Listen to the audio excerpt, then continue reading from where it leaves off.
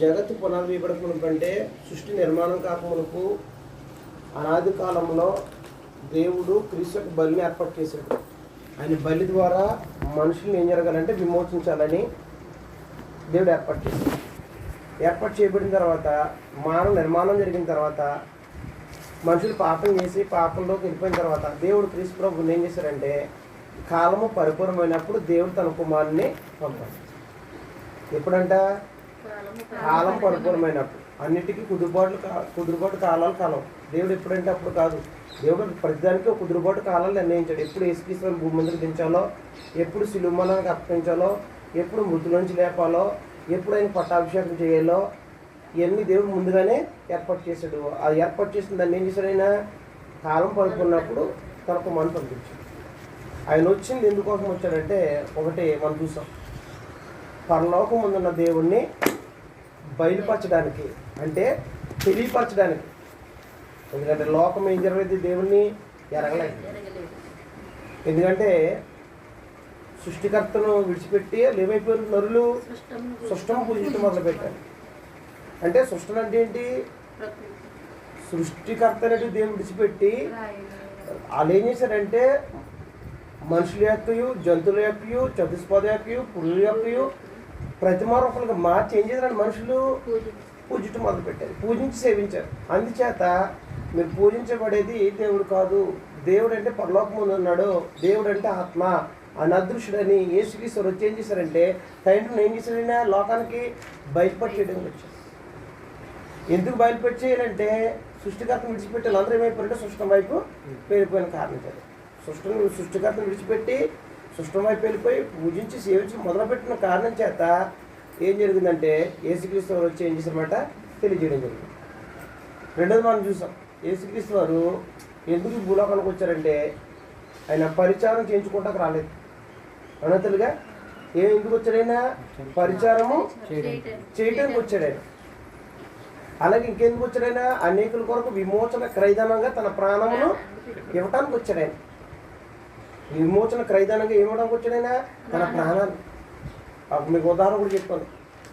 పాపం చేసిన వాడు వాస్తవం దేవుడు ధర్మశాస్త్రంలో ఒక నియమాన్ని ఏర్పాటు చేసాడు ఇజ్రాయేలుకి. ఎలాగంటే ధర్మశాస్త్రం ఇచ్చినప్పుడు, చట్టం ఇచ్చినప్పుడు, నిబంధన చేసుకున్నప్పుడు దేవుడు ఏం చెప్పాడంటే ఎవరైనా పాపం చేస్తే కనుక, లేదా కనుక ఎవరికైనా ఒకరు దోషుడుగా ఉంటే కనుక ఆ దోషను విడిపించడానికి ఏం జరగాలంటే సునాది సంవత్సరం వరకు వెయిట్ చేయాలి. లేనిడలా అతనికి ఎంతైతే అది విమోచించడానికి, విడుదల చేయడానికి ఎంతైతే ధనం ఖర్చు అవుతుందో క్రయధనం చెల్లించి అతను విడుదల చేయాలి. అలాగే యేసుక్రీస్తు ఎందుకు వచ్చారంటే విమోచన క్రయధనం చెల్లించడానికి, అనేకుల ప్రతిగా విమోచన క్రయధనం అంటే తన ప్రాణాన్ని ఇవ్వడానికి వచ్చాడు. ఎందుకు వచ్చాడైనా అంటే పాపం చేయవాడు పాపానికి దాసుడు, 2 మరణానికి దాసుడు, 3 అపవాదికి దాసుడు. ఇప్పుడు 3 దాసులు అయిపోయిన నరుడు. ఇప్పుడు ఆయన దగ్గర నుంచి విడిపించాలంటే యేసుక్రీస్తు ఏం సంపాదించాలి? విమోచన క్రయధనాన్ని సంపాదించాలి. నేను మీకు నాకు శ్రీనివాస్ దగ్గర 1,00,000 రూపాయలు అప్పు అడిగారు. నేను 1,00,000 రూపాయలు ఇవ్వాలంటే నా దగ్గర ఏముండాలి? నా దగ్గర 1,00,000 రూపాయలు ఉంటే నేను ఇవ్వగలుగుతాను. లేకపోతే నేను ఎక్కడితే ఇవ్వగలను? ఇవ్వలేను కదమ్మా. ఇప్పుడు యేసుక్రీస్తు వారు అనేకుల్ని ఆయన రక్తం నుంచి విమోచించాలంటే ముందు ఆయన దగ్గర ఏముండాలి? విమోచనాన్ని సంపాదించాలి. అందుకుంచే కదా మనం చదువుకున్నాం.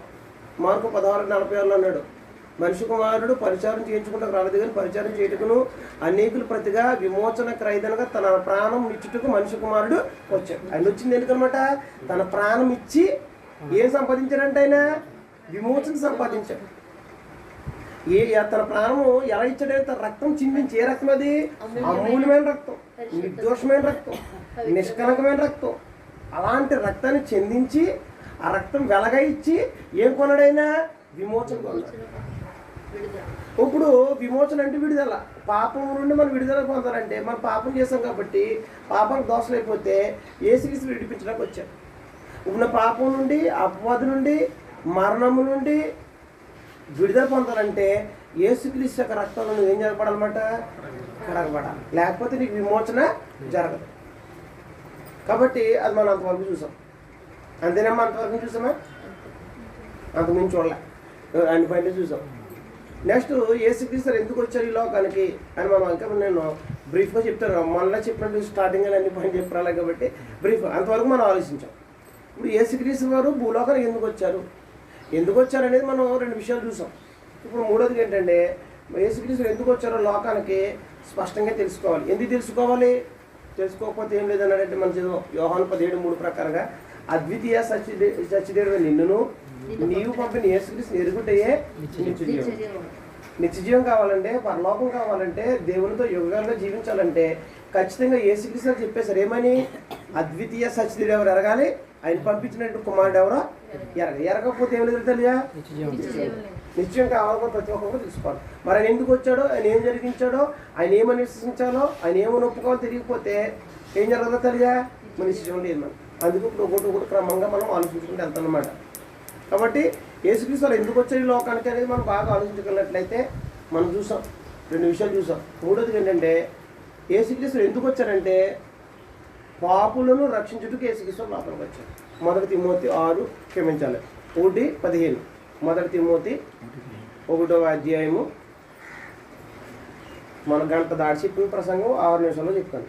మరి ఎంత డెఫినేషన్, ఎంత వ్యత్యాసం ఉంటుంది? అందరూ తీసుకోండి అమ్మాయి. 1:15 అండి. 1 తిమోతి రాసిన పత్రిక 1వ అధ్యాయము పేజ్ నెంబర్ వచ్చి 190వ పేజీ.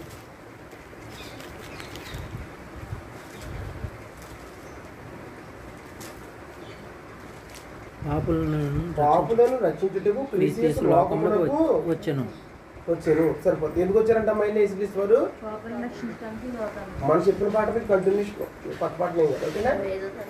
ఏంటంటమ్మా ఎందుకు వచ్చారంటే యేసుక్రీస్తు లోకానికి పాపులను రక్షించుటకు యేసుక్రీస్తు లోకానికి వచ్చారు. ఆయన వచ్చింది ఎందుకోసం వచ్చాడు? ఎందుకు వచ్చారంటే ఆయన పాపులు రక్షించాలి. పాపులే రక్షించడానికి వచ్చారా? నీతిమంతులు రక్షించడానికి రాలేదా? రాలేదు అని చెప్పేసాడు. ఏమన్నాడంటే ఒక 2 మనుషులు దేవాలయానికి వెళ్ళి ప్రార్థన చేసుకోవడానికి యేసుక్రీస్తు ఒక విషయం తెలియజేస్తున్నారు. ఏం తెలియజేశారంటే తామే నీతిమంతులు జీవించే వారిని రక్షించడానికి యేసుక్రీస్తు రాలా. ఎవరైతే పాపం చేసామని ఒప్పుకుంటారో, ఎవరైతే పాపానికి దోషం అయిపోయామని ఒప్పుకుంటారో, పాపం నుంచి మేము విడుదల పొందాలనుకుంటారో అలాంటి వారిని రక్షించడానికి యేసుక్రీస్తు వచ్చారే కానీ తామే నీతిమంతులు అనుకునే వారి వరకు ఆయన రాలేదు. ఎందుకు వచ్చారండి? ఇక్కడ ఉద్దేశం తేటగా చెప్తున్న అపోస్తలుడైన పౌలు క్రీస్తు అంటే పాపులను రక్షించుటకు యేసుక్రీస్తు లోకానికి వచ్చాడు. ఆయన వచ్చిన ఉద్దేశం ఏంటంటారు తల్లిగా? పాపులను రక్షించడానికి వచ్చాడు ఆయన. ఇక్కడ 2వ పాయింట్ మనం అర్థం చేసుకోవాల్సిందంటే తామే నీతిమంతులు అనుకునే వారి వరకు ఆయన ఏం రాలేదు రక్షించడానికి. నీతిమంతులు ఎందుకు రక్షించాలి? నీతిమంతులు అయితే అవసరమా? కేవలం పాపులను రక్షించడానికి వచ్చాడు యేసుక్రీస్తు. ఆ విషయాన్ని ఇక్కడ తెలియజేస్తున్నాడు. ఒకసారి చూద్దాం. లోక సువార్త 18వ అధ్యాయము 1-9 రాసుకోండి. ఈ పాయింట్ ఏం రాసుకుంటారంటే తల్లిగా యేసుక్రీస్తు వారు మనం ఈ పాయింట్ చూసాం. 3వ పాయింట్ యేసుక్రీస్తు పాపం రక్షించడానికి లోకానికి వచ్చాడని చూసాం కదా. ఇందులో మనం ఏం చూడాలంటే తామే నీతిమంతులు అనుకుని వారిని రక్షించడానికి యేసుక్రీస్తు లోకానికి రాలే. ఆయన పాపలను రక్షించడానికి వచ్చిన తేటగా మాట్లాడుతున్నాడు. అంటే నీతిమంతుల కొరకు రాలేదైనా. చూద్దాం.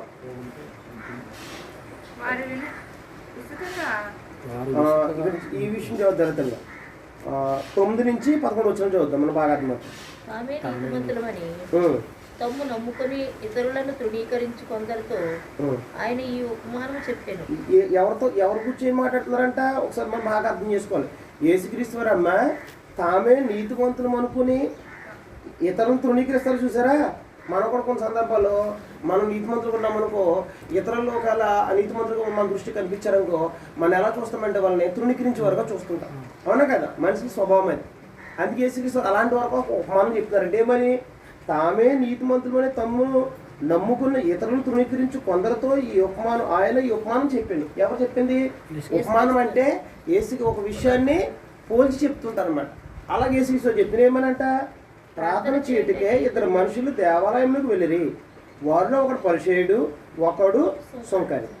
పరిసయ్యుడు నిలబడి, దేవా, నేను చోరులను, అన్యాయస్తులను, వ్యభిచారులైన ఈ ఇతర మనుషుల వలనైనను ఈ సుంకర వలన ఉండనందుకు నీకు కృతజ్ఞతాస్తులు చెల్లించున్నాను. వారముకు 2 మార్లు ఉపవాసం చేయొచ్చు, నా సంపాదన అంతటిలో 10వ వంతు చెల్లించున్నాను అని తనలో తాను ప్రార్థించున్నాను. ఇంకేంటంటే ఇంకొక ఆయన ప్రార్థన చేస్తాడు. అయితే సుంకర దూరంగా నిల్చుండి ఆకాశం వైపు కళ్ళెత్తి ఎత్తుటికైనను ధైర్యము చాలక రొమ్ము కొట్టుకొనుచు దేవా పాపినైన నన్ను కరుణించమని పలికెను. అతనికంటే ఇతడు నీతిమంతుడిగా తీర్చబడి తన ఇంటికి వెళ్ళినని మీతో చెప్పుచున్నాను. తను తను హెచ్చించుకుని వాడు తగ్గింపబడినను, తను తను తగ్గించుకుని వాడు హెచ్చింపబడినని చెప్పాను. సరిపోతుంది. ఏం జరిగిందంట ఇక్కడ? యేసుక్రీస్తు వారు తమ దృష్టికి తామే నీతిమంతులు అనుకునేటువంటి స్వభావం కలిగిన మనుషులు ఉన్నారు. అలాంటి మనుషుల కొరకు నేను రక్షించడానికి రాలేదు. ఒక ఉపమానం తెలియజేస్తారంట. యేసుక్రీస్తు తెలియజేస్తే ఏం చెప్తారంటే, ఒక ఇద్దరు మనుషులు దేవాలయంలోకి వెళ్ళారు ప్రార్థించుకోవడానికి. ఒకడేమో పరిసయ్యుడు, ఒకడేమో సొంకరి. పరిసయ్యుడు అంటే ధనవంతులు, ధర్మశాస్త్రాన్ని బోధించేటువంటి వాడు పరిసయ్యుడు. సొంకరు అంటే కనుక పన్ను ట్యాక్స్ వసూలు చేస్తారు, వాడు పాపి కదమ్మా. సొంకర్లు అంటే పాపలు అనమాట. వీళ్ళిద్దరూ కూడా ఏం చేస్తారంటే, ఇద్దరు కూడా దేవుని దగ్గర ప్రార్థన చేసుకోవడానికి వెళ్ళారు. పరిసయ్యుడు ప్రార్థన చేస్తున్నాడు అంటే ఏమని, నేను ఈ దొంగలాగినను, ఈ దోచుకునే వాడినను, ఏ విచారణ వాడినను అలా ఉండనందుకు నీ కృతజ్ఞత చెల్లిస్తున్నాను. అంటే అతనికంటే నేను నీతిమంతుడిని. ఇతనేమో ఒప్పుకోవాలని నేను నీతిమంతుడని ఒప్పుకోవచ్చు. ఇతను కంపేర్ చేసుకుని అతను చేయకూడదు. ఫలానా ఆయన అతను దొంగవాడు, అతను వ్యభిచారి, అతన్ని ఫలాంటోడు, అలాగ నేను ఉండనందుకు నీ కృతజ్ఞత చెల్లిస్తున్నాను. పైగా నేను ఏం చేస్తున్నాను, వారానికి 2 సార్లు ఉపవాసం ఉన్నాను. మీరు కోరుకున్నట్టుగా 10వ భాగం 10వ భాగం ఇచ్చేస్తున్నాను. కాబట్టి నేను ఎవరిని? నీతిమంతుడిని. నేను అతనితో పోల్చుకుంటే నేను నీతిమంతుడిని, అతను తృణీకరించబడినవాడు అని చెప్పి ఒక ఆయన ప్రార్థన చేశారట. మరొక ఆయన సొంకరి పాప ఏం చేశారంటే, ఆకాశం వైపు కనులెత్తుటకైనను ధైర్యము చాలక నేను ఘోరమైన పాపని అని చెప్పి తను ఒప్పుకొని, తను చేసిన పాపను ఒప్పుకొని ఏం చేశారైనా విడిచిపెడతానికి ఇష్టపడుతున్నాడు. ఇతరేంటంటే నేనే నీతిమంతుడిని కాబట్టి నాకేం ఇంకా నీ దొంగలా లేను అంటే. యేసుక్రీస్తు ఎవరి కోసం వచ్చారంటే ఆయన పాపం రక్షించడానికి వచ్చారు, కానీ తామే నీతిమంతులు అనుకునే వాడిని రక్షించడానికి యేసుక్రీస్తు వారు రాలేదు. మనం కూడా కొన్ని సందర్భాలు ఎలా మాట్లాడుతుంటామంటే, మనం కంపేర్ చేసుకుంటూ పలానాతో పోల్చుకుంటే నేను బాగానే ఉన్నాను కాబట్టి నేను అంత దుర్మార్గం లేదు, నేను పాపంలో లేను అంటే వాస్తవానికి మన కంట్లో నలిసి ఉంటుంది, కానీ వాస్తవానికి మనకు కనిపించదు. ఇతరుల కంట్లో నలిసే కనబడుతుంది, కానీ మన కంట్లో నలిసి ఏం చేయబడదు, మనకు కనిపించదు. అలాంటి వారు ఏమిటారంటే దేవుని దృష్టికి నీతిమంతుగా తీర్చబడరు. ఈ యేసుక్రీస్తు ఎందుకు వచ్చారో గ్రంథం తేటతో చెప్పి ఎందుకు వచ్చారంటే ఆయన పాపం రక్షించడానికి వచ్చారే తప్ప తామే నీతిమంతులు అనుకునే వారు రక్షించడానికి యేసుక్రీస్తు వారు రాలేదు. అందుకే యేసుక్రీస్తు వారు ఉపమానం చెప్పారు. తామే నీతిమంతులు అనుకుని నమ్ముకొని కొంత తృణీకరిస్తున్నారు చూసారా, అలాంటి వరకు స్వభావం ఎలా ఉంటుంది. దేవుడు ఎవరి ప్రార్థనలకు ఇస్తాడో, దేవుడు ఎవరిని అంగీకరిస్తాడో, దేవుడు ఎవరిని అంగీకరించడం అని తేటగా చెప్పేశాడు. అందుకే మార్క్స్ వార్త 2:17 తేటగా మాట్లాడాడు ఆయన. మార్క్స్ వార్త 2వ అధ్యాయము 17 చూద్దాం. యేసు ఆ మాట విని రోగులకే గాని ఆరోగ్యం గలవారికి వైద్యుడు అక్కరలేదు. ఏంటంటమ్మా అందరూ తీసుకోండి. మార్క్స్ వార్త 2వ అధ్యాయము 17 యేసు ఆ మాట విని రోగులకే గాని ఆరోగ్యం గలవారికి వైద్యుడు అక్కర్లేదు. ఆయన ఎందుకు వచ్చాడంటే అమ్మాయినా, నేను పాపుల్నే పిలవచ్చుతుంది కానీ నీతిమంతులు పిలవరాలేదని వారితో చెప్పాను. ఆయన ఎందుకు వచ్చారంటే తల్లిగా ఒక ఉదాహరణ చెప్పాడు ఆయన. ఇప్పుడు ఆరోగ్యం ఏ వ్యక్తి కూడా డాక్టర్ దగ్గరికి వైద్యం చేయించుకుంటాడమ్మా, అతను వైద్యుడు అవసరం లేదు. ఎందుకంటే ఆరోగ్యం ఉంది.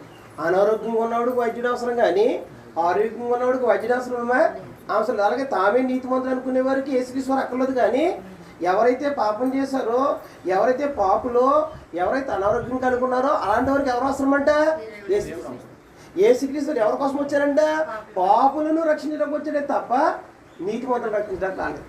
ఆయన భూలోకంకి వచ్చే ఉద్దేశం ఏంటనమాట, అనేక ఉద్దేశాలు ఉన్నాయి. అందులో మనం మొదట చూసాం, తండ్రి దేవుణ్ణి బయలుపరచడానికి వచ్చాడు. అలాగే మనుషుల కొరకు తన ప్రాణాన్ని ఇవ్వడానికి వచ్చాడు. ఇంకెందుకు వచ్చాడంటే ఆయన పాపులను రక్షించడానికి వచ్చాడు, నీతిమంతులు రక్షించడానికి. అందుకని అన్నాడు, పాపులను నేను పిలవచ్చుతుని కానీ నీతిమంతులు పిలవడానికి నేను రాలేదు. అంటే నీతిమంతుల కోసం రాలేదు.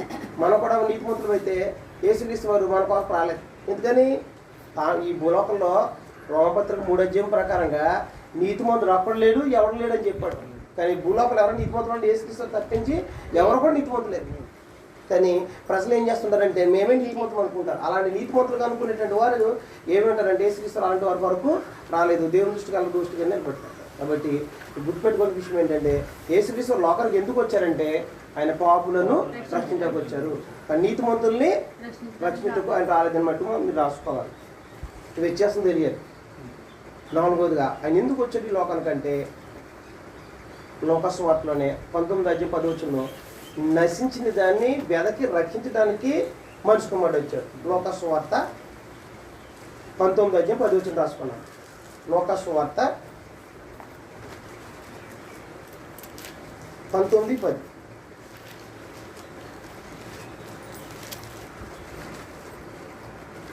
నశించిన దాన్ని వెతికి రక్షించుటకు మనుష్య కుమారుడు వచ్చానని అతనితో చెప్పారు. ఏంటమ్మా యేసుక్రీస్తు వారు ఇక్కడ జరిగిన సందర్భం ఏంటంటే నశించిన దానిని అక్కడ జక్కయ్య అనేటువంటి ఒక మనుషుడు ఉన్నాడు. ఆ మనుషుడు పొట్టువాడు. ఆ సందర్భంలో ఆయన ఇంటికి రక్షణ అవసరం అని చెప్పేసి మాట్లాడుతూ ఇప్పుడు యేసుక్రీస్తు వారు మాట్లాడుతూ ఏమంటారంటే నశించిన దాన్ని వెదకి రక్షించుటకు మనిషి కుమారుడు వచ్చాను. ఎందుకు వచ్చారంటే యేసుక్రీస్తు వారు మనిషి కుమారుడు అంటే యేసుక్రీస్తు వారు ఎందుకు వచ్చారంటే ఆయన నశించిన దానిని వెదకి రక్షించడానికి మనిషి కుమారుడు వచ్చాడు. ఏం నశించిపోయింది అని ఆలోచించాలి. ఇందులో చాలా విషయాలు ఉంటాయి. ఏంటంటే యేసుక్రీస్తు ఎందుకు వచ్చారంట నశించిన దాన్ని వెదకి రక్షించడానికి మనిషి కుమారుడు వచ్చాడు. నశించిపోయేది ఏంటంటే ఒకటి తప్పుపోయినటువంటి గొర్రెలు. ఏంటంటే తప్పుపోయినటువంటి గొర్రెలు, నశించిన గొర్రెలు. ఏంటంటే అమ్మతలుగా ఆ ఉద్దేశం ఏంటనమాట తప్పుపోయినటువంటి గొర్రెలు, నశించే గొర్రెలు. 2 రకాలైన స్థితులను వారిని రక్షించడానికి యేసుక్రీస్తు వచ్చారు. ఆ ఉదాహరణ చూద్దాం. మత్తయి సువార్త 18:11 చూద్దాం.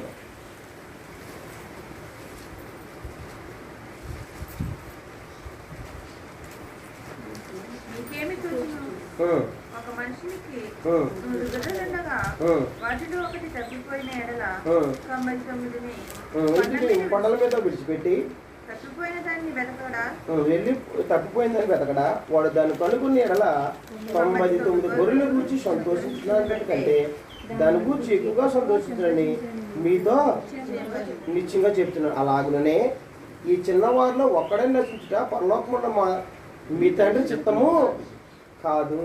ఏంటంటే ఇక్కడ యేసుక్రీస్తు తెలియజేస్తుంది ఏంటంటే అమ్మా యేసుక్రీస్తు ఒక ఆయనకంట 100 గొర్రెలు ఉన్నాయంట. 100 గొర్రెలు ఉంటే కొండ మీద మేపుతున్నప్పుడు ఒక గొర్రె తప్పిపోయిందంట. గొర్రె తప్పిపోయినప్పుడు ఆయన ఏం చేస్తాడంటే ఆ 99 విడిచిపెట్టి ఏం చేస్తారంట ఏదైతే తప్పిపోయిందో దాన్ని వెళ్ళి ఏం చేస్తారంట వెతకడానికి వెళ్తాడు. వెతకడానికి వెళ్ళినప్పుడు ఆ వెతికింది దొరికినప్పుడు అది నశించిపోయింది. వాస్తవానికి అది పోయింది అనుకున్నాం. నిజంగా పోయింది దొరికితే ఎంత సంతోషంగా ఉంటుంది. అలాగే అది పోయింది. అది దాన్ని వెతికి పట్టుకొచ్చాడు ఆయన. 99 ఉన్నాయి కంటే దేనికి సంతోషంగా దొరుకుతుందంట ఆ ఒకటి దొరికింది. అంటే 99 ఎక్కువ, ఒకటి ఎక్కువ. అవి పోయింది, నశించిపోయింది కాబట్టి దొరికిందంటే అది ఈ 99 కంటే ఉన్నతంగా చూశాడు. అలాగే పరలోకంలో తండ్రి కూడానంట ఏంటంటే నశించిపోతున్నటువంటి గొర్రెలు అంటే మనుషులు అంటే ఆత్మ ఉందే. నశించిపోవటం అనేది దేవుని చిత్తం కాదు. ఏ నరుడు కూడా దేవుని చిత్తం ఏంటి అంతటను అందరూ మారు మనసు పొందాలని, కానీ ఏ ఆత్మ కూడా నశించిపోకూడదు అనేది దేవుని ఉద్దేశం. అంతేగాని మీ పరలోకపు తండ్రి ఈ చిన్నవాళ్ళు ఒకటాన్ని నశించిపోవడం దేవునికి పరలోక తండ్రి చిత్తం కాదు. అంటే ఒకటి కూడా నశించిపోవడం అనేది దేవునికి ఇష్టం కాదు, ఆయన చిత్తం కాదు. అందుకే పరలోకంలో ఒక పాపి మారు మనసు పొందితే భూలోకంలో పరలోకం ఎంతో సంతోషిస్తారు. అంటే మారు మనసు పొందేటువంటి వ్యక్తులు ఇవాళ కొరువైపోతుంది. మారు మనసు పొందితే మారు మనసు అనేది దేవుని దగ్గర ఏముంది విలువ ఉంది. కానీ మనుషులు ఏం చేయట్లేదు మారు మనసు పొందట్లే.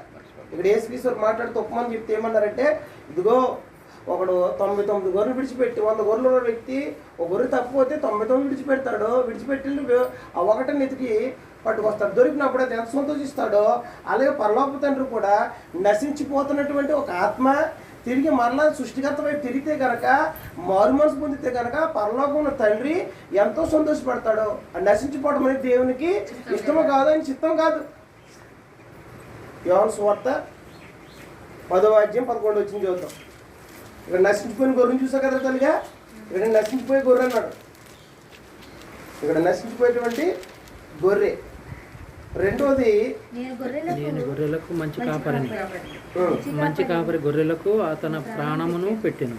ఉమ్, జీతగాడు గొర్రెల ఉమ్, కాపరి కాడు గనుక గొర్రెలు తన వికానము నేను గొర్రెలకు మంచి కాపరిని, మంచి కాపరి గొర్రెల కొరకు తన ప్రాణం పెట్టును. జీతగాడు గొర్రెలు కాపరి కాడు గనుక గొర్రెలు తన కానందున తోడేలు వచ్చి చూచి గొర్రెలు విడిచిపెట్టి పారిపోవును. తోడేలు ఆ గొర్రెలు పట్టి చెదరగొట్టును. జీతగాడే కనుక గొర్రెలు కూర్చి లక్ష్యం చేయక పారిపోను. నేను గొర్రెలకు మంచి కాపరిని, తండ్రి నన్ను ఎలాగూ ఎరుగునో నేను తండ్రిని అలాగూ ఎరుగుదును, అలాగే నేను నా గొర్రెలను ఎరుగుదును, నా గొర్రెలను ఎరుగును మరియు గొర్రెల కొరకు నా ప్రాణం పెట్టుచున్నాను. ఈ దొడ్డువు కానీ వేరే గొర్రెలను నాకు కలవు, వాటిని కూడా నేను తోడుకుని రావాలని అవి నా స్వరం వినును. అప్పుడు మంద ఒకటియు గొర్రెల కాపరియు ఒకడగును. నేను దాన్ని మరలా తీసుకున్నట్లు నా ప్రాణం పెట్టుచున్నాను. ఇందువలన నా తండ్రి నన్ను ప్రేమించున్నాడు. ఎవడనూ నా ప్రాణం తీసుకున్నాడు, నా అంతటా నేనే దాన్ని పెట్టుచున్నాను. దాన్ని పెట్టుటకు నాకు అధికారము కలదు, దాన్ని తిరిగి తీసుకున్నట్టు నాకు అధికారము కలదు. నా తండ్రి ఆజ్ఞ, నా తండ్రి వలన ఈ ఆజ్ఞ పొందుతున్నాను. ఇక్కడ యేసుక్రీస్తు ఏం మాట్లాడతాడంటమ్మా, నేను గొర్రెలకి అంట మంచి కాపరంట. ఎవరు మాట్లాడుతుంది యేసుక్రీస్తు ఎవరితోటి? గొర్రెలు అంటారు తల్లిగా. గొర్రెలు అంటే ఇక్కడ మాట్లాడాడు అక్కడ సందర్భం. ఇక్కడ ఇజ్రాయేల్ అండి. ఒకటి వాస్తవానికి గొర్రెలు అంటే మనుషులు. ఎవరండి? మనుషులు. గొర్రెలకు కాపరు ఎవరంటే కాపరు ఉంటాడు. ఆ కాపరు ఎవరంటే యేసుక్రీస్తు. మనుషులకు కాపరి ప్రభు ఎవరంటే యేసుక్రీస్తు. యేసుక్రీస్తు వారంట కాపరు అయితే ఆయన గొర్రెలు కాపరు అయితే గొర్రెలు ఏమైపోయినంట? ఆయన స్వరం వింటాయంట. నా గొర్రెలు స్వరం వింటాయి. ఆ గొర్రెలు వేపుతున్నప్పుడంట తోడేలు వచ్చిందంట. తోడేలు వచ్చినప్పుడు జీతగాడైతే ఏం చేస్తాడు? తనే కాదు కాబట్టి తోడు వచ్చి తన సంపేతను భయపడి ఏం చేస్తాడు? విడిచిపెట్టి వెళ్ళిపోతాడు. అదే యజమానుడు అనుకో ఏం చేస్తాడు? ఏ ఒక్కటి కూడా నాశనం అయిపోవడం తనకు ఇష్టం కాదు కనుక వెళ్ళి ఏం చేస్తాడు? దాన్ని ఎదురాడతాడు, దాన్ని అవసరమైతే తమురుతాడు, దానికోసం అయితే ప్రాణం కూడా పెడతాడు. అలాగే యేసుక్రీస్తుడు ఏం మాట్లాడతారంటే, ఇదిగో నేను గొర్రెల కొరకు నేను ప్రాణం పెట్టవచ్చాను. గొర్రెలు ఎవరంటే ఇక్కడ అన్నాక నశించిన దాన్ని వెతక రక్షణ మనిషి కుమారుడు వచ్చాడు. ఇందాక మనం చూసాం నశించిపోతున్నటువంటి గొర్రెలు. అక్కడ మత్తయి 8:18 మనం చూసాం. అక్కడ నశించిపోయిన గొర్రెలు ఎవరంటే మాట్లాడుతుంది. ఇక్కడ మాట్లాడుతుంది ఏంటంటే, నా గొర్రెల స్వరం వింటాయి. ఇక్కడ అన్నాడు నా దొడ్డివి అన్నాడు. అక్కడ ఏమన్నామ్మా? నా దొడ్డివి ఉన్నాయి గొర్రెలు, రెండు నా దొడ్డు కానివి.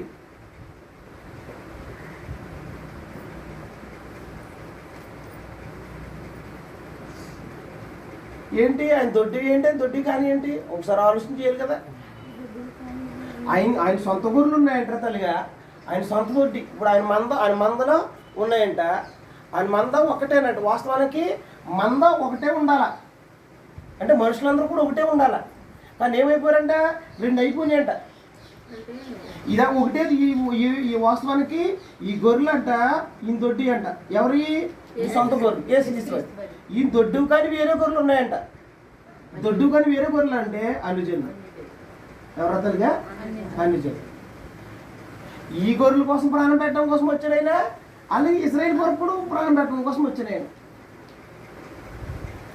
ఈ నశించిపోయే గొర్రెలు, ఈ దొడ్డు కాని గొర్రెలు ఉన్నాయి. ఇందాక మనం చూసాం ఇశ్రాయేలు అక్కడ నశించినప్పుడు ఈ చిన్నవాళ్ళు ఒకటే నశించిపోవడం పరలోక తండ్రి చిత్తం కాదు. అది నశించిపోయే గొర్రె అన్నాడు. నశించిపోతారు అంటే ఇక్కడ ఇశ్రాయేలు నశించిపోతున్నారు, అలాగే అనుజనులు దొడ్డు కాని వాళ్ళు. ఇరువురు కోసం ఏంటంటే ఈ దొడ్డు తమత కానీ దొడ్డు ఉన్నాయి. అవి కూడా ఏం చేస్తాయంటే అవసరం చూద్దాం, మీకు బాగా అర్థమవుతుంది. ఒకసారి 16 వచనం చూడండి. ఈ దొడ్డు కానీ వేరే గొర్రెలను నాకు కలవు, వాటిని కూడా నేను తోడుకొని రావలను. అవి నా స్వరం వినును. అప్పుడు మంద ఒకటియు గొర్రెలు కాపరి ఒకడగును అని చెప్తున్నారు. ఇక పై వచనం ఏం చెప్పారంటే, నేను తండ్రిని ఎలాగో ఎరుగుదును, అలాగే నేను నా గొర్రెలను ఎరుగుదును. 15 వచనం నా గొర్రెలు నన్ను ఎరుగును ఉం. మరియు గొర్రెల కొరకు నా ప్రాణం పెట్టుచున్నాను. ఉం. ఈ దొడ్డి ఎవరి కొరకు ప్రాణం పెడుతున్నట్టు తెల్లైనా గొర్రెల కోసం చనిపోయాడైనా ఇందా మనం చూసాం. ఎందుకోసం అంటే మనిషి కోసం. అంటే ఇక్కడ చెప్తానమాట, నా గొర్రెల కోసం నేను ప్రాణం పెడతాను. ఏ గొర్రెలు అయ్యి? ఒకటి తన దొడ్డివి ఉన్నాయి, తన దొడ్డివి కానీ గొర్రెలు ఉన్నాయి, రెండు గొర్రెలే. అంటే గొర్రెలాంటి స్వభావం కలిగి మనుషులు అని అర్థం. కాబట్టి ఈ గొర్రె స్వభావం వేరు, మేక స్వభావం వేరు. మనుషులు గొర్రె స్వభావంతో పోల్చడం జరిగింది. కాబట్టి ఇక్కడ ఈ తమద కాని గొర్రెలు ఉన్నాయంట, తమద కాని దొడ్డివి రెండు తన గొర్రెలు ఉన్నాయి. ఇరువురు కూడా ఏమవుతారంట, నా గొర్రెలు నా స్వరం అంటే. నిజంగా నువ్వు క్రీస్తు ప్రభు గొర్రెవు అయితే నువ్వేం జరగాలి? వాస్తవానికి ఆయన్ని కాపరైనట్లయితే ఆయన స్వరాన్ని నువ్వు ఖచ్చితంగా ఆయన నువ్వు ఎరుగుతావు. ఆయన అన్నాడు అక్కడ, నా గొర్రెలు నా స్వరము వింటాయి. ఏ వింటాయి? తమద కాని తొట్లు కూడా అవి కూడా వింటాయని చెప్పాడు. ఇవి వింటాయి. నువ్వు నిజంగా క్రీస్తు గొర్రెవు అయితే నువ్వేం జరగాలి? నువ్వు నశించిన స్థితిలో ఉంటే యేసుక్రీస్తు వారిని రక్షించడానికి ఆయన ఎల్లప్పుడూ కూడా సిద్ధంగా ఉంటాడు. కాబట్టి నువ్వేం జరగాలన్నమాట? ఆయన స్వరం విని, అంటే ఆయన బోధ విని, ఆయన మాట విని ఆయనకు లోబడే. గొర్రెలు వెళ్తున్నప్పుడు యజమానుడు ఏం చేస్తాడు? ముందు మాట్లాడే అలాగెళ్ళి అంటాడు. నిజంగా మనం వెళ్ళి మాట్లాడితే మనం మాట్లాడను. ఏంటండి ఏమో ఆ యజమానుడు కాబట్టి అతను ఏం చెప్తే ఎలాగనమాట అలాగ అని చెప్తే ఆయన మాట. ఎందుకని గొర్రెలు ఎప్పుడు కూడా ముందుగా నడుచుతారంటే కాప నడుస్తాడు. అంటే గొర్రెలు ఏం చేస్తారనమాట? కాప మాట ఉంటాయి, మన మాటను. అలాగే నిజంగా నువ్వు క్రీస్తు గొర్రెలు అయితే ఆయన ఎరుగుతావు, ఆయన స్వరం వింటావు, ఆయన మాట ఆయన చెప్పడం. నేను ప్రాణం పెట్టి దానికోసం అంటే గొర్రెల కోసం. నశించిపోతుంది ఏంటంటే ఆత్మ. ఏంటలుగా ఆత్మ.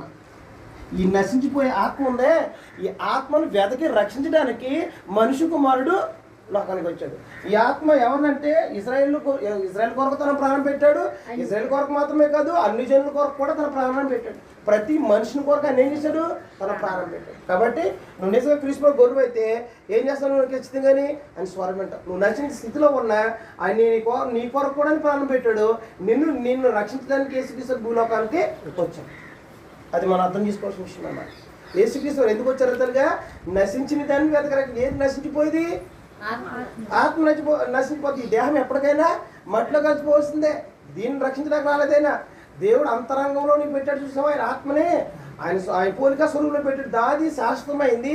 అది దేవునితో పాటు యుగంగా ఉండాలి. దాది నశించిపోయే స్థితిలో ఉంది. కాబట్టి ఎవరైతే పాపం చేస్తారో పాపం చేసిన వారు ఏమవుతారంటే నశించిన స్థితిలోకి వెళ్ళిపోతారు. కాబట్టి వారిని రక్షించడానికి యేసుక్రీస్తు వారు వచ్చారు. అక్కడ మాట్లాడుతున్నటువంటి కాంటెస్ట్ ఏంటంటే జక్కి అనే మనుషుడు యేసుక్రీస్తు ప్రాంతం అంటే వెళ్తున్నారు. చూడటానికి నీకు పొట్టువాడు కనుక కనబడ్డాను. మేడి చెట్టు ఎక్కి చూస్తుంటే ఆయన చెప్పాడు, అదిగో పలానా చెట్టు మీద జక్కే రా, ఇంటికి రక్షణ అవసరం అని చెప్పాడు. నేను ఇంటి దగ్గర బస్ చేస్తానన్నప్పుడు నేను చెప్పి ఇంటికి ఇంటి వరకు ఏముంది రక్షణ. అప్పుడు ఆయన చూశాడు, నాకు కలిగింది 4 రెట్లేసి ఏం చేస్తాను, నేను సంపాదించింది అన్యాయంగా సంపాదించి అప్పుడు ఇచ్చేస్తాను. అంటే నువ్వు నిజంగా క్రీస్తు గొర్రెవు అయితే నా స్వరం నేను ఏం చేస్తావు అంటే ఆయన దగ్గరికి వస్తాం. ఆయన నశించిపోయే స్థితిలో ఉన్నాడు కాబట్టి నీ ఇంటికి రక్షణ అవసరం అన్నప్పుడు ఆయన పాపను ఒప్పుకుని ఆయన ఏం చేస్తానమాట అన్నీ ఆయన కలిగినంత అన్యాయంగా సంపాదించాడో దాన్ని తిరిగి ఇచ్చేయడానికి ఇష్టపడ్డాడు. మారు మనసు పొంది హృదయం అలా ఉంటుంది. అందుకు యేసుక్రీస్తు అనమాట నశించిన దాన్ని వెతకడానికే నేను వచ్చాను తప్ప నేను ఎందుకు రాలేదన్నమాట. నశించిన దాన్ని ఏంటంటే వెతకడానికి. ఏం నశించిపోతుందంటే ఆత్మ. మనుషులు మనం నశించిపోయే స్థితిలోకి వెళ్ళిపోయి ఎలాగా? పాపం చేతను అపరాధం చేతను మనం చచ్చిన వారి ఉండగా మన పాపం చేతను అపరాధం చేత ఏమైపోతున్నాం? చచ్చిన స్థితిలోకి వెళ్ళిపోతున్నాం. చచ్చిపోయి నశించిన స్థితిలోకి వెళ్ళిపోతున్నాం. అప్పుడు ఒక అడుగు దొరలు ఏముంది మనకి? నిత్యాగ్ని సిద్ధం. దేహాన్ని విడిచిపెట్టిన తర్వాత పాతాలను మనం కొరకు కనిపెట్టుకుంటాం, వెళ్ళిపోతాం. అలా కాకోకుండా యేసుక్రీస్తు దాన్ని తప్పించడానికే యేసుక్రీస్తు భూలోకానికి వచ్చి నశించిపోయే స్థితిలోంచి తప్పుపోయిన చూసావు గొర్రె. తప్పుపోయిన గొర్రె ఎవరంటే అనుజనుడు. ఇక్కడ మా తమంత కానీ తొడ్డానట్టు చూసాడా? ఇందాక మనం అక్కడ చూసిన తప్పుపోయిన గొర్రె ఉండవు. అక్కడ క్షమించాలి 18వ అజయ్ మత్తయి ఉందా చదువు. అక్కడ ఏముంది? అక్కడ తప్పుపోయిన గొర్రె, నశించిన గొర్రె. ఈ రెండు ఎవరెంతకని అదనమాట. ఎవరెత్తలుగా జాతక రాసుకోండి, బాగా అర్థమవ్వాలి కదా. తప్పుపోయిన గొర్రె అన్యులు, నశించిన గొర్రె ఎవరన్నమాట? ఇజ్రాయిల్. ఇద్దరిని ఏం చేస్తారంటే ఆయన ఇద్దరిని ఏకపరుస్తారంట. అప్పుడు మనతో ఒకటి అవుతుంది. అప్పుడు మనతో ఒకటి అయినప్పుడు కాప కూడా ఒకరే ఉంటారు. ఇప్పుడు యేసుక్రీస్తు వారు ప్రభు సంఘానికి. ఆయన ప్రభు అయితే ఆయన సభ్యులందరూ ఏమంటారు? ఆయన మేపెట్టి గొర్రెలు.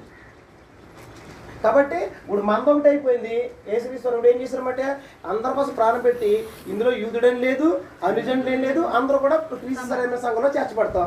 చేర్చబడినప్పుడు ఆయన ఏమంటాడు, అనుజనుడికి ప్రభువే, ఇశ్రాయేలుకి ప్రభువే, స్త్రీకి ప్రభువే, మొత్తం అందరికి ఒకటే ఇంక మంద, ఇంకా వేరే మంద. ఇదంతా మంద ఎవరిది? క్రీస్తు ప్రభు. క్రీస్తు ప్రభు చెందిన గొర్రెలు అన్నమాట. మనందరం ఎవరన్నమాట?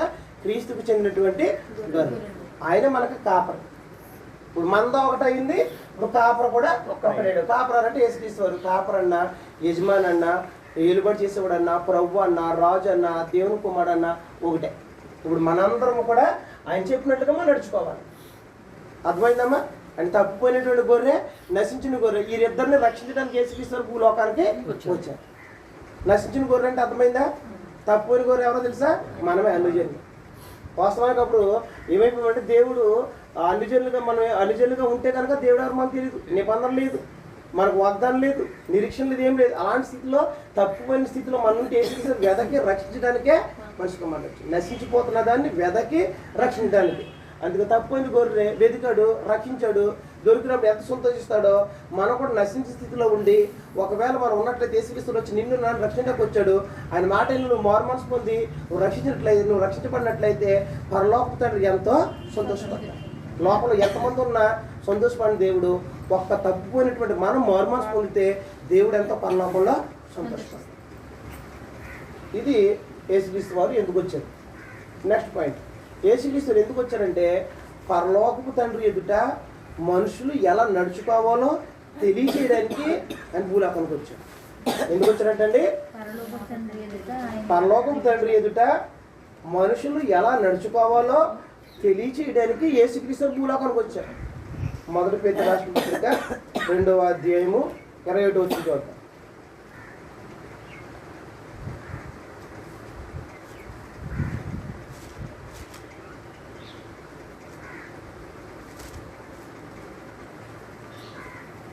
మొదటి పేతురు 2వ అధ్యాయము 21వ వచనంలో, క్రీస్తు కూడా మీ కొరకు బాధపడి మీరు తన అడుగు జాడైతే నడుచుకున్నట్లు మీకు మాదిరించిపోయినను.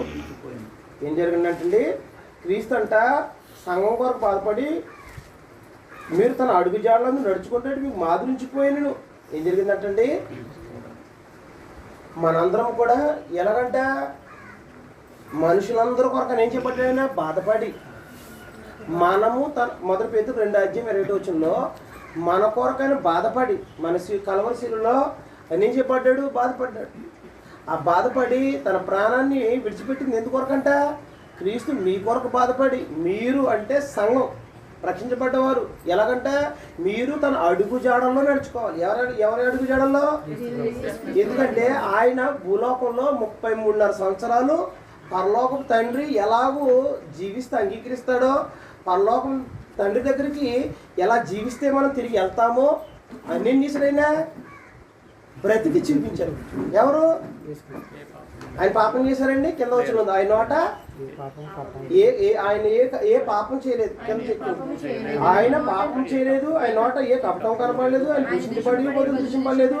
ఆయన శ్రమ పెట్టబడి బెదిరింపక న్యాయం తీర్పు తీర్చి దేవునికి తాను అప్పగించుకుంది. ఎందుకు ఎలాగ అప్పగించుకున్నాడంటే ఆయన చనిపోయేంత వరకు కూడా ఆయన ఎలా 33 సంవత్సరాలు ఎలా జీవించాడంటే పరలోకపు తండ్రి ఎదుట మనుషుడు ఎలా నడుచుకోవాలో, ఎలా ప్రవర్తించాలో, ఎలా జీవించాలో, ఎలా మాట్లాడాలో, ఎలా నడుచుకోవాలో ఇవన్నీ కూడా నేను చేశారైనా 33.5 సంవత్సరాలు నడిచి చూపించాడు.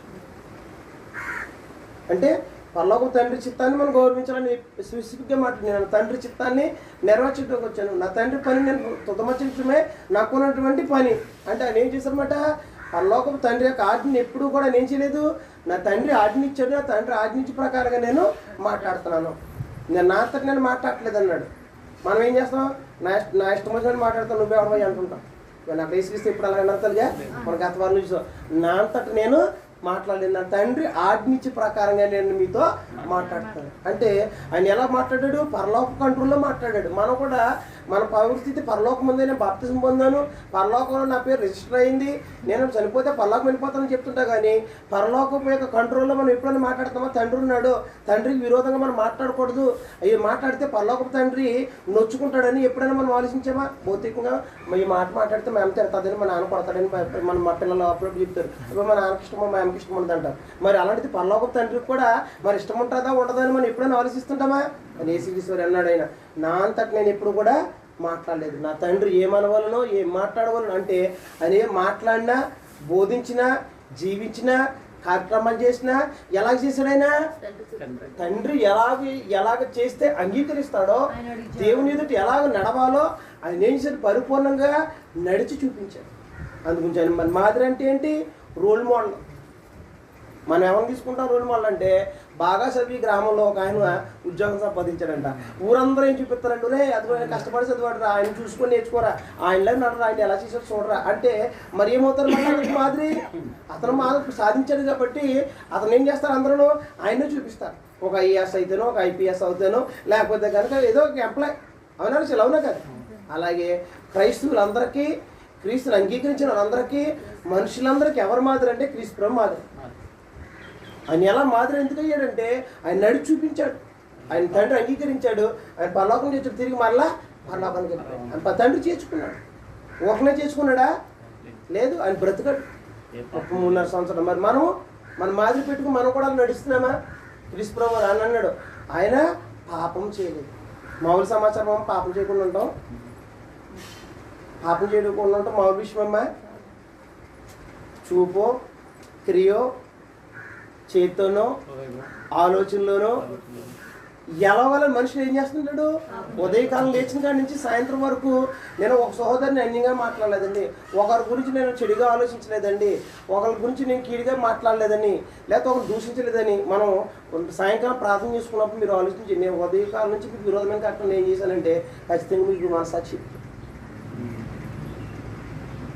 ఎప్పుడైనా మీరు చేసుకుంటారో లేదు కానీ ఉదయకాలం నుంచి ఉదయాన్నే లేచినట్టు ఏం చేసుకోవాలంటే, నేను మీకు విరోధంగా పాపం చేసి నీరు పరిశుద్ధంగా నిర్దోషంగా బ్రతినట్లుగా చేయమని చెప్పేసి బ్రతకడానికి మీకు సహాయం దయచేయమని దేవుని అడగాల. సాయంత్రం అయినప్పుడు మీకు విరోధమైన క్రియలు కానీ, ఆలోచనగా తలంపులు కానీ, మీకు విరోధమైన పాపం ఏదైనా చేస్తుంటే అయితే నాకు క్షమించమని ఎంతమంది ప్రార్థనలు అడుగుతాం? అడిగినప్పుడు నీకు గుర్తొస్తుంది, నేను నిజంగా ఖచ్చితంగా ఒక సహోదరు పట్ల ఎలాగ ఆలోచించాను, ఒక సహోదరుని ఎలాగన్నాను అని ఖచ్చితంగా నీ మనసాక్షి అని చెప్పి ఖచ్చితంగా అంటే పాపం చేయకుండా ఉండటం అంటే మామూలు విషయం అమ్మా. దానికోసం తీసుకుంటే ఏం చేసి తెలుసా? పాపం చేయకుండా ఉండడానికి, పాపంతో పోరాడడానికి ఆ రక్తం కారిపోయిందండి. ఏం కారిపోయింది తల్లి? మరి మన రక్తం పాపంతో పోరాడినప్పుడు రక్తం కారేంతగా మనం పోరాడుతున్నామా? అని పాపం చేయకుండా ఉండడం కోసం నేను ఏం చేసి తెలుసా? మహారోధనతోనూ, కన్నీళ్లతోనూ, యాచనలు, కృతజ్ఞతలు చెల్లించారు. ఎవరు? యేసుక్రీస్తు. ఆయన పాపం చేయలేదు ఒక వచనంలో సింపుల్గా చెప్పేసాం మనం. ఆయన పాపం చేయలేదండి, నోట దూషించలేదండి, ఏ కష్టం 3 విషయాలు చక్కగా చదివింపించేసాం మనం. కానీ దాని వెనక బ్రతుకు ఎంత ఉందో తెలుసా? మామూలు విషయం కాదు. అదేంటంటే ప్రతిరోజు ఎలా తల్లిగా పాపం చేయకుండా ఉండడం కొరకు ఆయన ఏం చేసి తెలుసా? మహారోధన. రోదన ఎప్పుడు రోధిస్తా తెలుసా? బాధ అంటే మామూలు బాధ కాదు, బాధ అందరికి వస్తుంది జనరల్గా, అప్పుడు వచ్చిన వాళ్ళు ఆ బాధ కాదు. ఎవరైనా చనిపోతే రోధిస్తారు. అప్పుడు చూడండి, నా తల్లి చచ్చిపోయింది బాబోయ్, నా భర్త చనిపోయింది బాబోయ్, నా భార్య చచ్చిపోయింది బాబోయ్, ఎప్పుడు అప్పుడు రోధిస్తారు. అది నిజమైన రోదన. ఎలా ఉంటుందంటే వాళ్ళని ఎవరో కూడా ఓదర్చగలరమ్మా. అది రోదన అంటే మామూలు చిన్న వచ్చి బాధకు పెద్ద అది అది పెద్ద మహారోదన కాదు. రోదన ఎప్పుడు వస్తుందంటే మన జీవితంలో ఇంకా మనం చూడలేము, మనం పొందలేమన్నప్పుడు పొందుతారే అప్పుడు రోధిస్తారు మనుషులు. అలా యేసుక్రీస్తువారంట పాపం చేయకుండా ఉండడం కొరకు మహారోదనతోనూ, కన్నీళ్లతోనూ, యాచనలు, కృతజ్ఞతాస్తులు ఆయన ఏం చేస్తుంటారు? ప్రతిరోజును చెల్లించారు. అంటే పాపం చేయకుండా ఉన్నాం. అందుకుంటే ఆయన పాపం చేయలేదు, ఆయన నోట ఏ కపటము కనపడలేదు. కపటం అంటే ఏంటి? లోపల కూడా పెట్టుకుని బయట ఒకటి మాట్లాడు. ఆయన ఇప్పుడు అలా మాట్లాడలేదు. ఆయన ఏదనుకున్నాడో స్ట్రైట్గా, అమ్మ మీరు ఇలా ఉన్నారేంటి, ఇలా ఉండకూడదు అని స్ట్రైట్గా మాట్లాడు. మనం ఏం చెప్తామంటే అలా ఉండకూడదని తెలుసు కానీ అలాగంటే వాళ్ళు ఎక్కడ బాధపడతారని చెప్పి వాళ్ళు తప్పులు చేస్తున్నామని ఏం చేస్తామంటే అలాగే ఏం చేస్తామంటే లోపలేమో మనం బాధపడుతూ బయటకు నవ్వుతూ మాట్లాడతాం. కానీ యేసుక్రీస్తు అలా చేయలేదు. మీరు మీ తండ్రి యగు అపవాద సంబంధులు. ఎవరి సంబంధాలు తల్లిగా? ఎవరిని? సాక్షాత్తు అబ్రహాం సంతానమైనటువంటి ఇజ్రాయేల్ దగ్గరికి వెళ్ళి, యూదు దగ్గరికి వెళ్ళి మీరు మీ తండ్రి మాట్లాడితే అబ్రహాం అంటున్నారు, మీ తండ్రి అబ్రహాం కాదు, మీ తండ్రి అపవాద్ అన్నారు. వాళ్ళకి ఎలా ఉంటుంది? మామూలుగా ఉంటుంది తెలుగా. ఎవరో మన పెద్దదా మన బిడ్డ మీ బిడ్డ కాదు, మీ ఇళ్ళ వేరే ఇళ్ళ ఉంది ఏంటన్నట్టు ఎంత బాధ ఉంటుందా తెలుగా, మామూలు బాధ ఉంటుంది తెలుగా. ఎంత కోపం వచ్చేది అయితే ఆడని ఇష్టం లేదు మనమైనా ఇది చేసుకున్నాం అంతే కదా పోస్తాను. మరి ఈసుకిస్తూ అలాగే మాట్లాడారు. ఏమని మీరు మాట్లాడితే మా తండ్రి అబ్రహం అన్నారు. అబ్రహం అయినట్లయితే అబ్రహం చేసింది క్రియలు చేస్తారు. మీరు అబ్రహం చేసింది క్రియలు లేదు, విశ్వాసం లేదు. మీరు మాట్లాడితే మా తండ్రి అబ్రహం అన్నారు. మీ తండ్రి అబ్రహం అని కాదు, మీ తండ్రి అపవాది అన్నారు. అంటే దేని బట్టి చెప్పాడైనా పోలికని బట్టి. దేని బట్టి చెప్పాడు తల్లి? పోలికలు. దేని బట్టి మనం కూడా ఈ పెట్ట అదేంటి ఇంట్లో కొంత అయిపోయింది ఎలా చెప్తాము? సేమ్ మీ ఇద్దరిని చూసినప్పుడు తల్లిగల్లా కనబడుతుంటారు. ఎందుకని ధనలక్ష్మి తేజ లక్క ఇద్దరు కూడా యాస్టీస్గా కావాలి పిల్లలు. ఎందుకని వాళ్ళ తల్లిదండ్రులు పోలిక కాబట్టి యాస్టీస్కి ఒకేలా ఉంటారు. కాబట్టి మనం ఏం చెప్పొచ్చు, మీ ఇద్దరు అక్క చెల్లని ఈజీగా చెప్పేస్తుంటారు. దేన్ని బట్టి? పోలికని బట్టి. అలాగే వేసి చెప్పేస్తారు అనమాట. క్రియని బట్టి వాళ్ళు పోలిక ఏంటనమాట? అబద్ధం ఆడటం. ఏంటలుగా అబద్ధం ఆడటం, సత్యాన్ని అంగీకరించకుండా ఉండడం. అలాగే ఎప్పుడు కూడా వాళ్ళు దేవుని మీద విశ్వాసం ఉంచుకోకుండా నచ్చినట్టుగా స్వనీతిని పూనుకోవడం. అందుని బట్టి యేసుక్రీస్తు ఏం చెప్పారంటే ఆటగానే మీ తండ్రి అపవాది అని చెప్పేశారు. కాబట్టి ఆయన ఏం చేశారు? స్ట్రైట్గా మాట్లాడాడు. లోపల పెట్టుకుని బయట మాట్లాడు. స్ట్రైట్గా మాట్లాడు. అంటే ఆయన నోట ఏం కనపడలేదంట? ఆయన దూషింపబడి బదులు దూషించబడలేదు. అది మాదిరి. మనం కూడా ఏం జరగాలంటే పాపం చేయకుండా ఉండటం మాదిరి. 2 మనం నోట ఏమనకూడదు తల్లిగా, కపటం ఉండకూడదు. 3 ఇంకేమనకూడదు? దూషించబడి బదులు దూషించకూడదు. ఇంకేం చేయకూడదు? ఆయన ఏం చేశాడు? ఆయన సహించాడు. ఆయన ఏం చేశాడు తల్లిగా? సహించాడు. ఆయన ఏం చేశాడంట? శ్రమ పెట్టువాడిని బదులు శ్రమ పెట్టక ఆయన ఏం చెప్పాడంట? తీర్పు తీర్చి దేవుని తను అప్పగించకూడదు తప్ప దూషించిన వారిని. మనము ఎవరైనా మాట అంటే ఆ మాట అప్పటి చెప్పే వరకు మనం ఏం చేయము? నిద్రపోం. ఎన్ని రోజులు ఎప్పుడు దొరుకుతాడా అని ఎదురు చూస్తుంటాం. అని యేసుక్రీస్తు ఏం చేయలేదంట? నువ్వు దేవుని కుమారుడు అయితే నిన్ను నువ్వు రక్షించుకో, మమ్మల్ని కూడా రక్షించన్నప్పుడు ఆయన ఏం జరగలేదు. ఆయన బదులు దూషించలే. నేను సృష్టికర్తనరా, నేను సృష్టి నా వల్ల కలిగింది, నువ్వు నాకు చెప్తున్నావు ఏంటని అనలా. ఆయన అలా మౌనంగా ఉన్నాడు. అలాగే మనం కూడా ఏం జరగాలి? సహించాలి.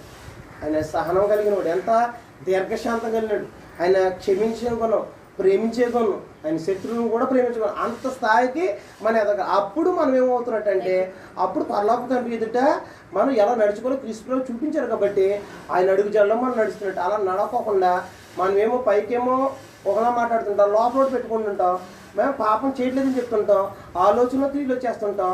అలాగే దూషించుకుంటూ నోట కపటం పెట్టుకుని మనం ఏం చెప్తామంటే నేను క్రైస్తవుని చెప్పుకుంటూ మనుషులు ఏం చేస్తానంటే పరలోక తండ్రి ఎదుట ఎలా నడుచుకోవాలో తెలియకోకుండా దేవునికి విరోధంగా నడుచుకుని ఏమవుతారంటే దేహాన్ని విడిచిపెట్టిన తర్వాత దేవుని అలా ఉండకుండా ఉండడానికి యేసుక్రీస్తు ఎందుకు వచ్చారంటే పరలోకపు తండ్రి ఎదుట ఎలా నడుచుకోవాలో ఆయన ఏం చేశారన్నమాట? జీవించి చూపించారు. ఇప్పుడు మనం నడుచుకోవడం ఇబ్బంది ఏంటంటే మన ముందు ఒక ఆయన, ఒక ఉదాహరణకి గతం చాలాసార్లు చెప్తుంటాను. ఒక ఆయన 10th పాస్ అయిపోయి ఫస్ట్గా వచ్చాడు. ఇంకొక 9th నుంచి 10th వచ్చారు. వాళ్ళు ఏమడుగుతారంటే ముందు నుండి ఏం చెప్తారు? సలహాలు అడుగుతారు. ఏమని? ఎలాగైతే పాస్, ఎలా రాసావు, ఎలా చదివితే పాస్, ఇంత మొత్తాలకు వచ్చేసి క్లాస్ ఫస్ట్ వచ్చేసావు, ఎలా కష్టపడ్డాను నిద్రపోయావు ఇది అడుగుతారు. అప్పుడు ఆడ చెప్తారంటే ఏం లేదు పెద్ద ఈజీగా ఏం కాదని చెప్తున్నారు. అదేంటన్నమాట ఆయన దాటేశాడు కాబట్టి ఇది ఈజీ. అలాగే క్రీస్తు ప్రభు కూడా అదేం చెప్పి నేనే మార్గమును సత్యమును జీవనం, పరలోకం వల్ల నా ద్వారా తప్ప తండ్రికి ఎవరు ఎక్కిపోలేరని చెప్పారు. కాబట్టి ఆయన్ని అనుసరిస్తే మనం కూడా ఎక్కడికి వెళ్ళొచ్చు? పరలోకం ఈజీగా వెళ్ళొచ్చు. ఆయన అనుసరించడం కానీ ఏమైనాడు? మనకి మాదిరిగా ఉన్నాడు. కాబట్టి ఆయన అనుసరిస్తే మనం కూడా ఏం చేయొచ్చు? ఈజీగా పడచ్చు. కానీ మనం ఏం చేస్తామంటే ఆయన చూడకోకుండా వ్యక్తులను చూస్తుంటాం. శ్రీనివాస్ కుమార్ గారేంటి, శ్రీనివాసరావు గారేంటి, సురేష్ గారు, వ్యక్తిని చూడకూడదు. ఎవరు మాదిరి పెట్టుకోమని ప్రభు అడుగుజాలు. ఆయన అడుగుజాల్లో మనం నడిచినప్పుడు ఖచ్చితంగా మనం ఏం చేస్తామంటే మనం ఖచ్చితంగా యేసుక్రీస్తు వెళ్ళినట్టుగానే మనం కూడా వెళ్ళడానికి అవకాశం ఉంది, లేకపోతే అవకాశం లేదు. అందుకే యేసుక్రీస్తు భూలోకానికి ఎందుకు వచ్చారంటే పరలోకపు తండ్రి ఎదుట మనుషులు ఎలా నడుచుకోవాలో తెలియజేయడానికి వచ్చాడు. మరి ఆయన నడిచాడు, ఆయన చూపించాడు. ఆయన నడిచి మన క్రీస్తు మీ కొరకు బాధపడి తన అడుగు జాడలేదు నడుచుకున్నట్టు మీకు మాది నుంచి వెళ్ళిపోయాడు. అంటే మన కొరకు బాధపడి అడుగు జాలంటే ఏంటి? మనకు ఒక బాట వేసేసాడు. ఇదివరకు ఆ బ్రిడ్జ్ లేనప్పుడు బ్రదర్ అప్రోప్రియేట్ చిన్నప్పుడు చాలా ఇబ్బంది పడిపోరు. ఇప్పుడు బాట వేసేసారు. ఏంటి? బ్రిడ్జ్ వేసేసారు కాబట్టి అందరం హ్యాపీగా వెళ్ళిపోవచ్చు. ఇప్పుడు ఎందుకని ఒక దారి అనేది ఏర్పాటు పెట్టిపోయింది. అలాగే ఇప్పుడు పరలోకంలో ఒక దారి అనేది ఆయన చూపించేశాడు. ఆయన నడిచి యేసుక్రీస్తు ఎలాగ నడిచాడో ఆయన వెనకాలైతే మనం కూడా ఏం చేయొచ్చు? వెళ్ళిపోవచ్చు. ఇప్పుడు బ్రిడ్జ్ వేసేసారో దాటి వెళ్ళిపోతున్నారో మనం ఈజీగా దాటి వెళ్ళిపోతుంది. అలాగే యేసుక్రీస్తు మనకి ఏం చేశాడు? ఒక బాట వేస్తాడు, ఒక దారి వేస్తాడు. మన ఏం చేయొచ్చు? మనం ఈజీగా వెళ్ళిపోవచ్చు. కానీ మనుషులు ఏం చేయట్లేదంటే ఆయన మన అడుగుజాల్లో నడవాలని కోరుకున్నాడు కాబట్టి అలా మనం నడుస్తున్నామా? ఎందుకు అడుగుజాల్లో నడుచుకోవాలంటే ఆయన పరలోకపు తండ్రి యొక్క చిత్త ప్రకారంగా ఎలా నడుచుకోవాలని చూపించాడు కాబట్టి పరలోకపు తండ్రి ఆయన ఏం చేశాడు? అంగీకరించాడు. మరి మనం కూడా నడిస్తే మనం కూడా దేవుడు అంగీకరిస్తాడారా? అంగీకరిస్తాడు. అందు గురించి అలా నడుచుకోవాలైనా మన ఎవరిని చూడక్కలేదు. క్రీస్తు ప్రభువు అడుగుజాల్లో మనం నడుచుకుంటూ వెళ్తే ఈజీగా పరలోకం వెళ్తాం. అందుకే లాస్ట్ ఏం రాసుకోవాలంటే యేసుక్రీస్తు భూలోకానికి వచ్చి ఆయన ఏం చేయబోతున్నాడంటే నిన్ను నిత్యత్వాన్ని తీసుకెళ్ళడానికి సిద్ధపడగలుగుంటే భూలోకానికి వచ్చిన క్రీస్తు ప్రభుని ఏం జరగాలి? మనం నీ హృదయంలోకి ఆహ్వానించాలి. చదువుతాం ప్రకటన గ్రంథము. నీ కొరకు వచ్చిన ప్రభువును నీ హృదయంలోనికి అంగీకరించాలని రాసుకోమా. లాస్ట్ పాయింట్, నీ కొరకు వచ్చిన ప్రభువును నీ హృదయంలోనికి ఆహ్వానించు. నీ కొరకు వచ్చిన ప్రభువుని నీ హృదయంలోనికి ఆహ్వానించు. ప్రకటన గ్రంథము 3వ అధ్యాయము 20 వచనం.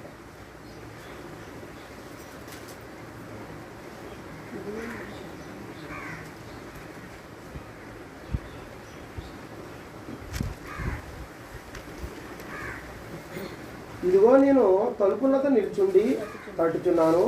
ఎవడైనా నా స్వరం విని తలుపు తీసిన యెడల నేను అతని యొద్దకు వచ్చి అతనితో నేనును నాతో కూడా అతను భోజనము చేయడము. నేను జయించి నా తండ్రితో కూడా ఆయన సింహాసనం కూర్చున్న ప్రకారము జయించు అని నాతో కూడా నా సింహాసనం కూర్చుండనిచ్చేదను. యేసుక్రీస్తు తెలియాల్సింది ఇది ప్రకటన. ఈ ప్రకటన ఏంటంటే ప్రకటన గ్రంథం 3వ అధ్యాయం 20 వచనం. 3:20.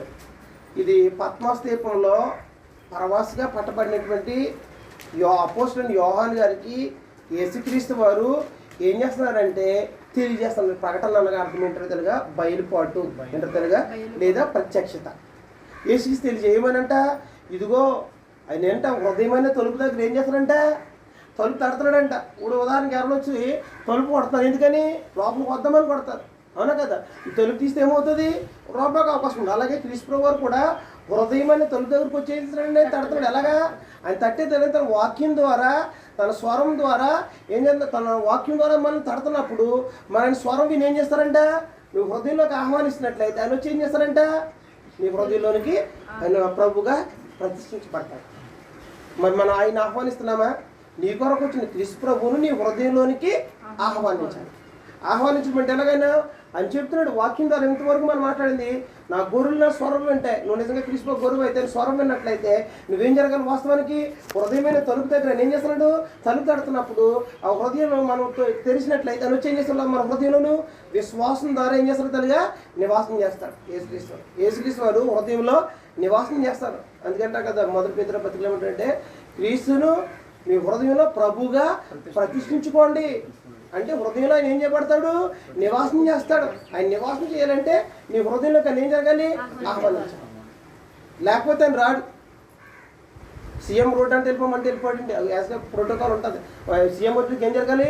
ఒక క్లియర్ అండ్ క్లీన్ తీసేయాలి. చెత్త చెదరమని తీసి ప్రోటోకాల్ ప్రకారంగా అలా ఏం అటుపక్కన ముగ్గేయాలి. ఆన్ ది స్పాట్లో అక్కడికి ఇంత మీటర్ డిస్టెన్స్లో పోలీసుల్ని వగేరా ప్రోటోకాల్ ఉంటుంది. అలా ఉంటేనే కానీ రాడు.